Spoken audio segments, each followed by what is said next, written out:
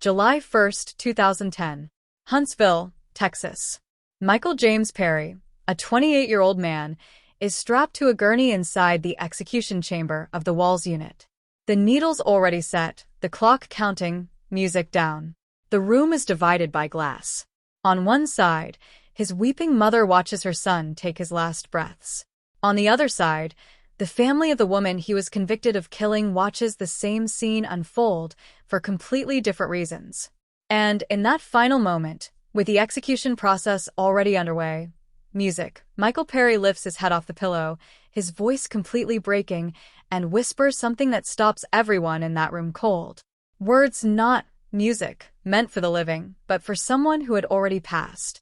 His father died just weeks before this execution, and his last words were meant for him. But what happened in the hours before that moment, and the years of fighting, claiming innocence, and begging the courts to stop this?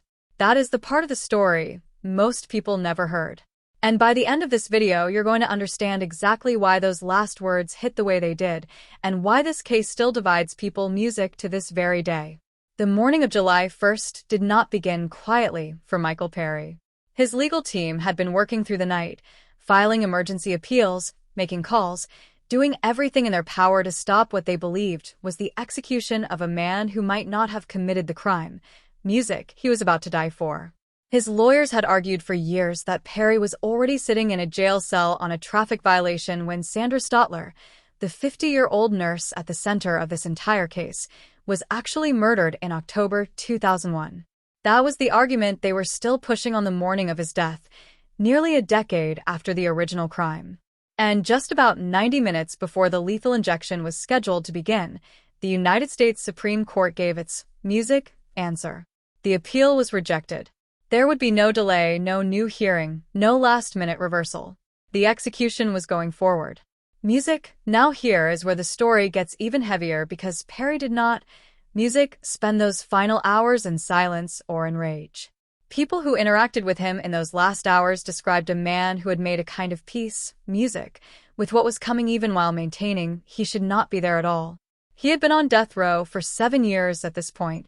7 years of filing motions, 7 years of being, confined to a small cell for most of the day, 7 years of watching the clock on his own life. And through all of that, he kept saying the same thing, that Jason Burkett, his co-defendant, was the one who pulled, the trigger on Sandra Stotler, not him. But the state of Texas saw it completely differently, and so did the jury that convicted him back in February 2003 after only 2 hours of deliberation. Prosecutors pointed to a mountain of evidence, including Perry's own confession given to officers after his arrest. He had been found driving Sandra Stotler's stolen red Camaro. He had bragged about the killing to people he knew. His DNA was found on a cigarette butt beneath one of the victims. And the jury, after hearing all of it, took just 2 hours, to say guilty and another 6 hours to decide that death was the appropriate punishment. That is not a close call by any standard. But Perry spent every year after that conviction, insisting the confession was coerced, insisting the timeline was wrong, insisting the wrong man was on that gurney. And here is the detail that makes the story so much harder to just walk away from. Perry was not some figure who disappeared into death row in silence.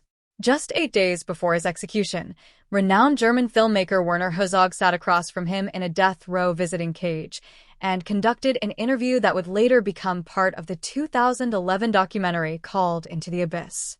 Herzog, a man who had reviewed the case, and admitted the evidence against Perry was overwhelming, still came away from that conversation deeply unsettled about what it means for a government to put a human being to death regardless of what that person did. Perry in that interview showed no visible fear. He talked about his faith. He talked about his family. He seemed in some strange way to already be somewhere else. That brings us back to the execution chamber and the moment that nobody who is in that room has ever been able to fully shake.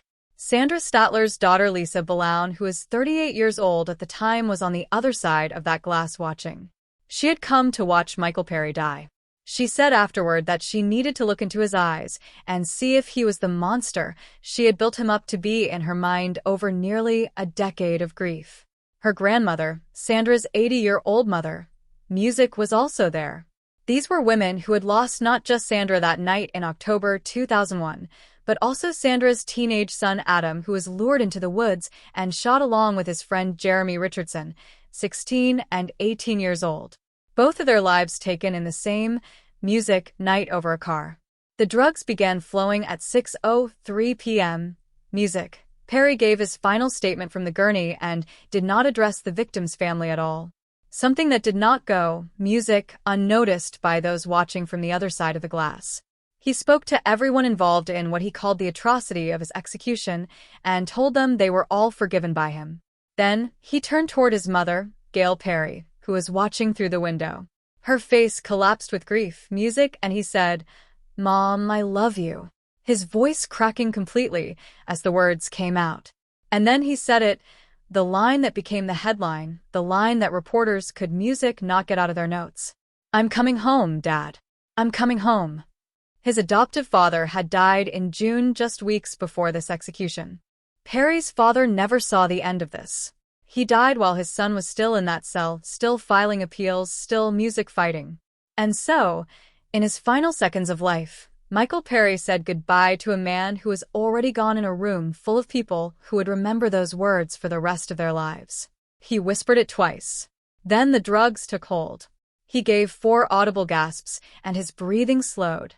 One single tear rolled from his right eye down his cheek. His mother and aunt and friends watching through the glass broke into quiet sobs. Music. At 6:17 p.m., Michael James Perry was pronounced dead, the 14th music person executed in Texas that year and the 461st since the state resumed executions in 1976. Music. Lisa Balaun, Sandra Stotler's daughter, stood outside afterward and told reporters what she had felt watching it happen. She said she had felt sorry for Perry's family, but she also said she had gotten what she came for. She looked into his eyes, and to her, justice had been served. Sandra's elderly mother said she hoped her daughter could finally have peace and that their family could begin to move forward. 2 very different families standing in the same space, feeling 2 entirely different things about the same death. That is what made this case so much more complicated than a simple verdict on paper. What lingers about Michael Perry's story, even all these years later, is not just the crime, and it is not, music, just the execution. It is the uncertainty that never fully went away for some people who followed the case. His lawyers, music, never stopped arguing the timeline did not add up. The medical examiner who worked his original case, Paul Schroed, was actually fired from his next job as El Paso County's chief medical examiner. Let go amid serious questions about his credibility and the accuracy of his work. A second examiner who went back and reviewed Schroed's autopsies on this case concluded that the murders could not be pinpointed to a specific time with the certainty originally claimed. That detail came to light before Perry's execution, but it was not enough to convince any court to stop it. Perry maintained until the very end that he was not the one who killed Sandra Stotler and that the justice, music system had gotten it wrong. The state of Texas, the courts, and the jury all said otherwise, and somewhere in that gap between music, what he claimed, and what the evidence showed, and what the courts decided is where this story continues to live for the people who cannot forget it. 3 people died on that October night in 2001. A nurse who was baking cookies in her own home, a teenager who was lured into the woods, music, by people he trusted, and an 18-year-old boy who simply happened to be with the wrong person at the wrong time. Their family's music carried that loss into that execution chamber and carried it back out again. Michael Perry carried music, 9 years of death row, and a grief that no one in that room could fully reach. A son saying goodbye to a father who would never hear him. One tear down his cheek, and then silence. If this case is something you had not heard of before today, Werner Herzog's documentary Into the Abyss will show you a music side of it that no courtroom transcript ever could, because it puts you in the room with the people who survived music, all of this on every side of it. And if you want to see more cases like Michael Perry's, stories that sit right on the edge between guilt and doubt, between justice and something harder to name, stay on this channel because that is exactly what we do here. Subscribe if you are not already part of this community and leave a comment below telling us what you think. Did justice get served on July 1st, 2010, or did something go deeply wrong? The conversation is already happening down there.